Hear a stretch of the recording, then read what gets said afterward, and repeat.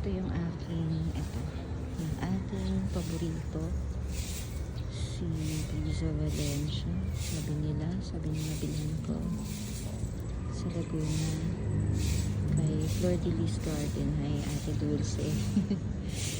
Sabi niya Liza Valencia, pero yung iba sabi nila variegated Liza.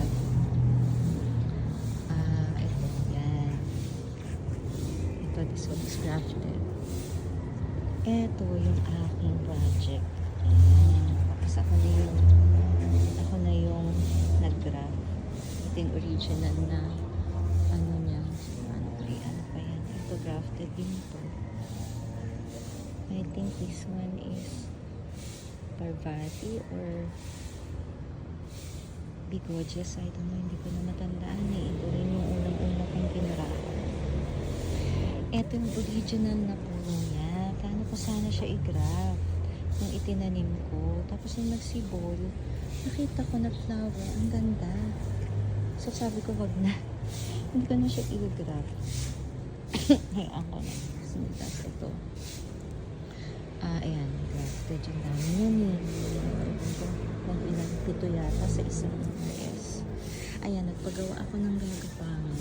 Plano ko na pagkapangan niya. Ayan. Ito yung mga ikinapit. Ayan. Ito si Orange. September. Si Magic Ice Cream ko na hindi na lumagulago. Ito maganda rin po eh. Si Blueberry. Si Ladybird. Ayan. Tapos, ito. Ang ganda na ito. Sino ba ito si Sakura? Bella Cat. Tapos si Pink Patch. Si Tricolor. Ito si Variegated Lilac. Ayan ang plano kong pagapang dyan. Tapos ito si Japan Silk. Tapos ito guys, ako na rin ang nag-graft nito. Hindi ko na lang matandaan kung ano yung mga nailagay ko. Ako nag-graft. Dami din ito. Ito ba? Yan. Ito din. Ako nag-graft niyan. Ito yung RS niya. Kailan pa to? April. Yan. Ito. Ako din. Ako rin ang nag-graft. Ito. Ginraft ko sa ugat si Pink Patch. Ito pa yung aking RS na i-graft din. Hindi ko pa siya mag-graft. Si Black Maria. Ito. May RS din ako na hindi ko pa rin nag-graft.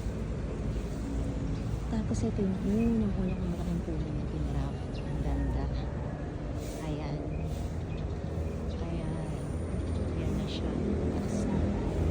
Tapos, ito yung mga sa ugat na ginraft ko. Yan. Yan sila.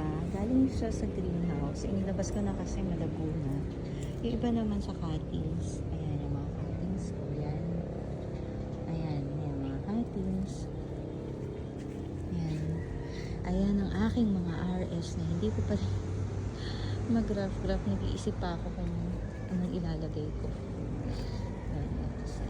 Ito ganda. Ito i-graft ko rin tayo. Nakaroon na kong time. Yung mga mother plant kung saan nakumpuha din ako. Ito, ang dami kong RS na hindi ko pa rin nag-graft. Wala pang time. And this one also. Baka na ito. Hindi ko alam kung paano ko siya sisimulang i-graft. Ayan ang aking. Ito si Red September. Ayan. Ito pa rin ang aking nag-graft. Hindi ko pa rin nagagawa. Ayan. Ito ay sa akin greenhouse. Ayan, kung saan ako merong mga binobonsai naman. Ayan, kaso may alaga rin ako dito. Hi Stone! Hi!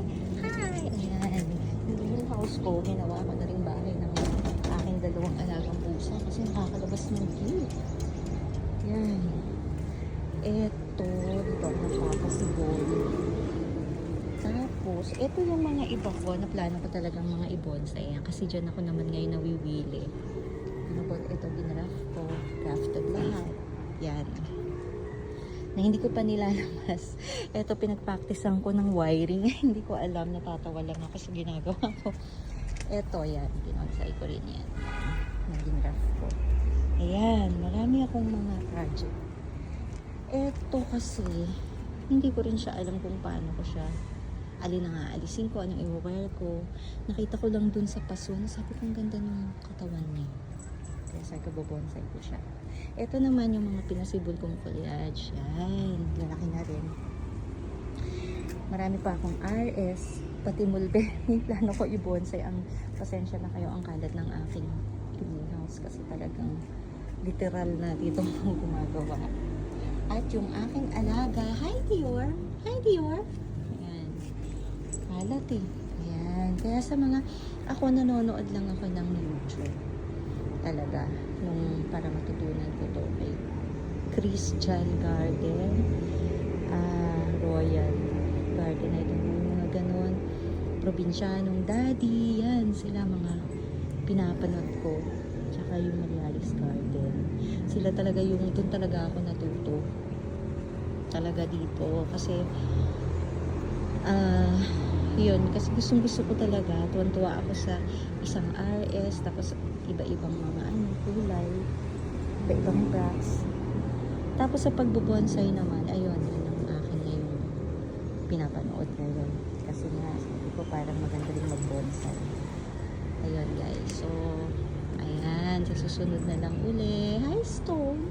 Hi! Hi! Bye-bye!